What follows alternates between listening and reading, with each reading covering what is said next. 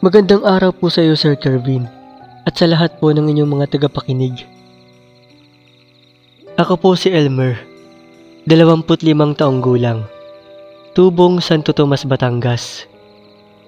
Isa po akong elementary teacher sa aming lugar. Ngayon pong araw na ito, ay ibabahagi ko po sa inyo ang aking karanasan noong ako po ay minsang nagtungo sa 7-Eleven na malapit sa paaralang aking pinapasukan.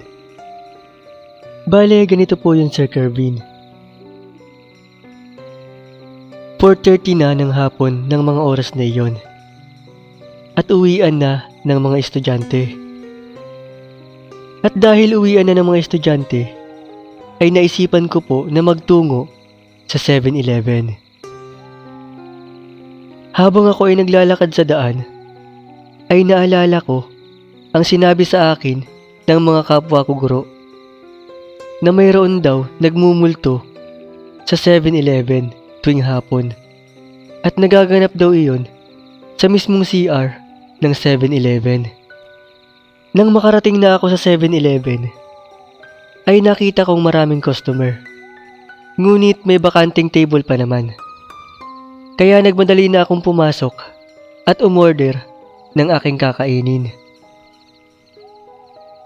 Habang hinihintay ko ang aking inorder, ay nakaramdam ako ng pagtawag ng kalikasan. Kung kaya't, nagmadali akong magtungo sa CR upang umihi. Pagpasok ko sa CR, ay biglang nagpatay sindi ang ilaw. Hanggang sa tuluyan na nga itong namatay.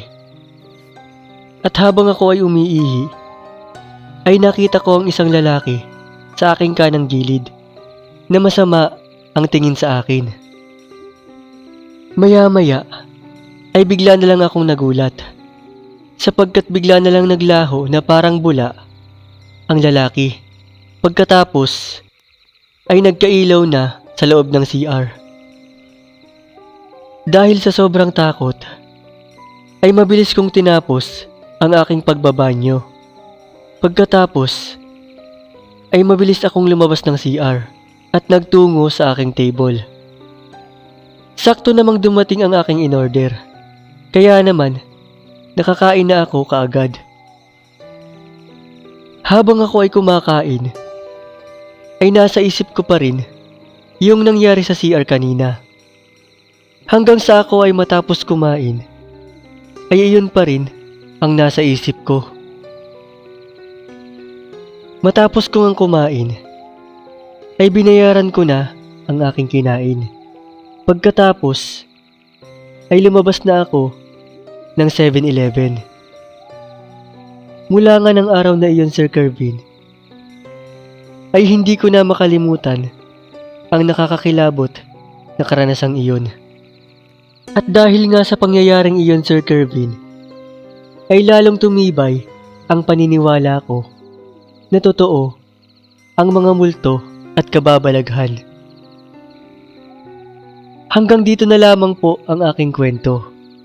Muli ay maraming salamat at magandang araw sa inyong lahat.